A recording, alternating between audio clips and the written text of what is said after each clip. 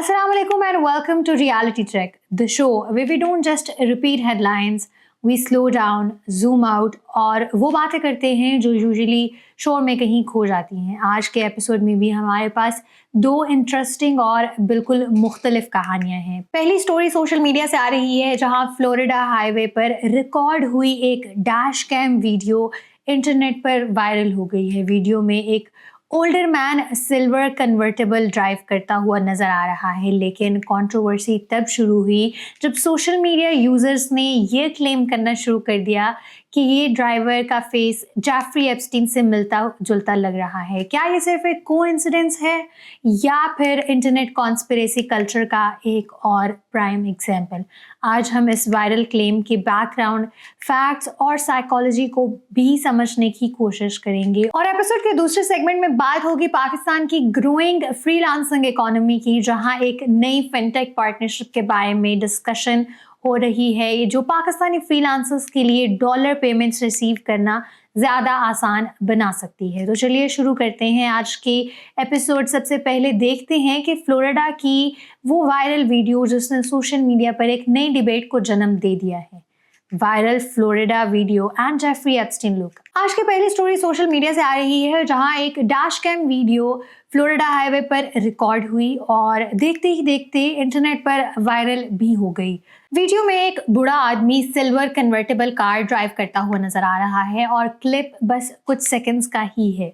ये video Florida के एक मैकेनिक एंड्रयू ने अपने सोशल मीडिया अकाउंट पर शेयर की और फिर टिकटॉक और एक्स पर रैपिडली स्प्रेड होती गई। लेकिन वायरल होने की वजह सिर्फ गाड़ी या हाईवे नहीं था, बल्कि लोगों ने ये क्लेम करना शुरू कर दिया कि ये ड्राइवर का फेस जेफरी एप्स्टीन से मिलता जुलता लग रहा है। सोशल मीडिया पर लोग कमेंट्स करने लगे, वेट इज दैट एप्स्टीन? और कुछ यूजर्स ने तो ये भी कहा कि Epstein might still be alive. इसी स्पेकुलेशन की वजह से क्लिप मिलियंस व्यूज तक पहुंच गया और कॉन्स्पिरेसी डिस्कशंस फिर से शुरू हो गई। यहाँ थोड़ा सा बैकग्राउंड समझना भी जरूरी है कि जेफरी एप्स्टीन का केस इतना कंट्रोवर्शियल क्यों हो रहा है। एप्स्टीन एक अमेरिकन फाइनेंसर था जो बाद में एक बड़े सेक्स ट्रैफिकिंग स्कैंडल की वजह से दुनिया भर में नोटोरियस हो गया था।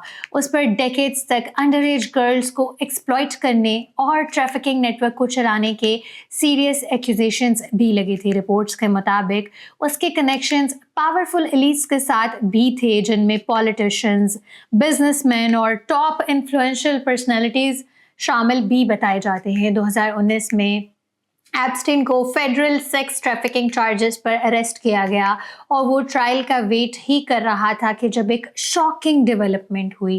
10 अगस्त 2019 को न्यूयॉर्क की जेल में उसकी डेथ रिपोर्ट हुई, जिसे अथॉरिटीज़ ने सुसाइड बाय हैंगिंग डिक्लेयर किया था। लेकिन उसके डेथ के बाद से ही वर्ल्ड वाइड कॉन्स्पिरेसी थ्योरीज का एक सिलसिला शुरू हो गया। लोगों के डाउट्स की कुछ वजह ये भी थी, जैसे कि रिपोर्ट्स के मुताबिक जेल के कुछ सिक्योरिटी कैमरास उस वक्त मैल फंक्शन कर गए थे। 2 गार्ड्स जो उस वक्त ड्यूटी पर थे, उन्होंने बाद में एडमिट किया कि वो सो गए थे और फिर मॉनिटरिंग रिकॉर्ड्स भी प्रॉपर्ली मेंटेन नहीं हुए। उसके अलावा एप्स्टीन को पहले सुसाइड वॉच पर रखा गया था, लेकिन उनकी मौत से कुछ दिन पहले उस लिस्ट से हटा दिया गया। ये सब अनयूजुअल सर्कमस्टांसेस की वजह से दुनिया भर में एक फेमस फ्रेज सर्कुलेट होने लगा, Epstein did not kill himself. इसी बैकग्राउंड की वजह से जब भी कोई इंटरनेट पर लुक अलाइक या सस्पिशियस वीडियोस आती हैं तो लोग फौरन उसे कॉन्स्पिरेसी से जोड़ देते हैं। फ्लोरिडा की ये वायरल डैश कैम वीडियो भी इसी पैटर्न का एक हिस्सा है। लेकिन फैक्ट्स की बात करें तो अब तक कोई क्रेडिबल एविडेंस सामने नहीं आया जो ये साबित करे कि उस ड्राइविंग वीडियो में वो एप्स्टीन ही थे। ऑफिशियल रिकॉर्ड्स के मुताबिक एप्स्टीन की डेथ 2019 में हो चुकी है और उसके बाद कोई वेरीफाइड साइटिंग कंफर्म नहीं हुई। एक्सपर्ट्स का ये भी कहना है कि ऐसी वायरल स्टोरीज अक्सर ह्यूमन साइकोलॉजी की वजह से ज़्यादा फैल जाती हैं। इंसान नेचुरली फेसेस और पैटर्न्स को आइडेंटिफाई करने में बहुत तेज़ होता है और अगर किसी का हेयर स्टाइल, फेस शेप या पोस्चर थोड़ा सा मिल जाए तो लोग उसे फौरन कनेक्शन बनाना शुरू कर देते हैं। इसे साइकोलॉजी में पैटर्न रिकग्निशन भी कहा जाता है। साथ ही साथ सोशल मीडिया एल्गोरिदम्स भी मिस्ट्री और कंट्रोवर्सी वाले कंटेंट्स को ज़्यादा प्रमोट करते हैं, जैसे ऐसे क्लिप्स ज़्यादा वायरल हो जाते हैं। रियलिटी चेक तो ये है कि दुनिया में मिलियंस लोग ऐसे हो सकते हैं जिनका फेस किसी फेमस पर्सनैलिटी से मिलता जुलता हो, इसलिए एक्सपर्ट्स के मुताबिक मोस्ट लाइकली एक्सप्लेनेशन ये है कि ये सिर्फ लुक अलाइक कोइंसिडेंस है। और अगर हाइपोथेटिकली कोई इतना फेमस क्रिमिनल अपनी डेथ फेक करता भी तो वो पब्लिकली हाईवे पर कन्वर्टेबल ड्राइव करते हुए ओपनली नजर आने का रिस्क शायद कभी नहीं लेता। इस वक्त तक अवेलेबल एविडेंस यही सजेस्ट करता है कि वायरल फ्लोरिडा वीडियो एक रैंडम ड्राइवर का क्लिप है जो बस एप्स्टीन से थोड़ा रिजेंबल करता है और बाकी का काम फिर सोशल मीडिया स्पेकुलेशन ने कर दिया। अब चलते हैं एक इम्पॉर्टेंट इकोनॉमिक और डिजिटल इकोनॉमी अपडेट की तरफ, जो पाकिस्तान के फ्रीलांसर्स और रिमोट वर्कर्स के लिए काफ़ी सिग्निफिकेंट हो सकती है। पाकिस्तान में पिछले कुछ सालों में फ्रीलांसिंग और रिमोट वर्क इंडस्ट्री रैपिडली बढ़ा है और लाखों यंग प्रोफेशनल्स इंटरनेशनल क्लाइंट्स के साथ ऑनलाइन काम कर रहे हैं। लेकिन फ्रीलांसर्स का एक मेजर चैलेंज हमेशा से इंटरनेशनल पेमेंट्स रिसीव करना रहा है, ख़ास तौर पर जब पेमेंट्स डॉलर में होती हैं। इसी बैकग्राउंड में अब एक नई फिनटेक पार्टनरशिप अनाउंस हुई है जो पाकिस्तानी फ्रीलांसर्स के लिए डॉलर पेमेंट्स रिसीव करना ज़्यादा सिंपल बना सकती है। रिपोर्ट्स के मुताबिक पाकिस्तान की डिजिटल वॉलेट कंपनी नया पे ने इंटरनेशनल फिनटेक प्लेटफॉर्म एलिवेट पे के साथ एक पार्टनरशिप की है। इस सिस्टम का बेसिक आइडिया ये है कि फ्रीलांसर्स जो डॉलर्स में अर्न करते हैं वो अपनी अर्निंग एलिवेट पे से डायरेक्टली नया पे वॉलेट में ट्रांसफ़र कर सकते हैं। इस इंटीग्रेशन का एम ये बताया जा रहा है कि फ्रीलांसर्स को ग्लोबल इनकम को लोकल सिस्टम में असेस करना आसान बनाया जाए। ऑफिशियल इंफॉर्मेशन के मुताबिक यूजर्स अपनी डॉलर अर्निंग्स एलिवेट पे अकाउंट में रिसीव करते हैं और फिर उसे ट्रांसफ़र करके नया पे वॉलेट में पाकिस्तानी रुपीस में कन्वर्ट कर सकते हैं। ये प्रोसेस रिपोर्टेडली काफ़ी फास्ट हो सकता है और फंड्स कुछ मिनट्स में वॉलेट में अपेयर हो सकते हैं। इस सिस्टम का एक और इम्पॉर्टेंट फीचर ये है कि ट्रांसफ़र के साथ PRC यानी प्रोसीड्स रियलाइजेशन सर्टिफिकेट भी जनरेट होता है, जो फ्रीलांसर्स के लिए डॉक्यूमेंटेशन के लिए काफ़ी यूज़फुल साबित होगा। पाकिस्तान में फ्रीलांसर्स को अक्सर टैक्स रिकॉर्ड्स, बैंकिंग डॉक्यूमेंटेशन या IT एक्सपोर्ट वेरिफिकेशन के लिए PRC की ज़रूरत होती है। इंडस्ट्री एक्सपर्ट्स का मुताबिक इस टाइप की फिनटेक इंटीग्रेशन पाकिस्तान के लिए इम्पॉर्टेंट इसलिए भी है क्योंकि पाकिस्तान दुनिया के टॉप फ्रीलांसिंग मार्केट्स में से एक बन चुके हैं। एस्टिमेट्स के मुताबिक पाकिस्तान ग्लोबल फ्रीलांसिंग रैंकिंग में टॉप कंट्रीज में शामिल होता है जहां मिलियंस लोग प्लेटफॉर्म यूज़ करते हैं, जैसा कि अपवर्क, फाइवर या रिमोट कॉन्ट्रैक्ट्स के थ्रू इनकम अर्न कर रहे हैं।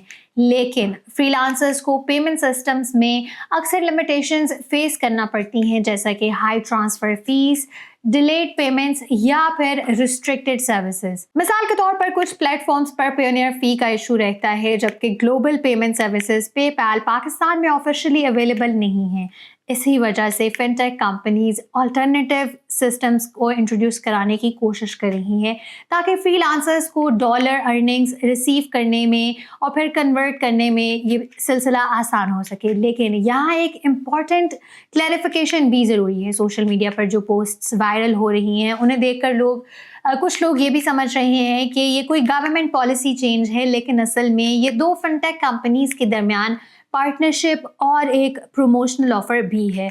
ऑफिशियल इंफॉर्मेशन के मुताबिक ज़ीरो ट्रांसफ़र फ़ी फैसिलिटी टेम्परेरी है जो रिपोर्टरली 30 अप्रैल 2026 तक अवेलेबल है। इसके बाद कुछ नॉर्मल फ़ी या करेंसी कन्वर्जन चार्जेस भी अप्लाई हो सकते हैं। एक्सपर्ट्स ये भी हाईलाइट करते हैं कि इवन अगर ट्रांसफ़र फ़ी ज़ीरो हो तब भी कंपनीज करेंसी कन्वर्जन के दौरान एक्सचेंज रेट मार्जिन से रेवेन्यू जनरेट कर सकती हैं। इसलिए फ्रीलांसर्स को यूजुअली रेकमेंड किया जाता है कि डिफरेंट पेमेंट ऑप्शंस का एक्सचेंज रेट कंपेयर करें। साथ ही डिजिटल वॉलेट्स के अपने transaction limits, KYC, know your customer requirements और विड्रॉल लिमिट्स पर भी हो सकते हैं। ओवरऑल देखा जाए तो ये डेवलपमेंट पाकिस्तान की ग्रोइंग डिजिटल इकोनॉमी और फ्रीलांसिंग इकोसिस्टम के लिए एक इंटरेस्टिंग स्टेप ज़रूर है। लेकिन फ्रीलांसर्स के लिए हमेशा बेस्ट अप्रोच यही होती है कि नए पेमेंट सिस्टम्स को पहले स्मॉल ट्रांजैक्शंस के साथ टेस्ट किया जाए और टर्म्स एंड कंडीशंस को केयरफुली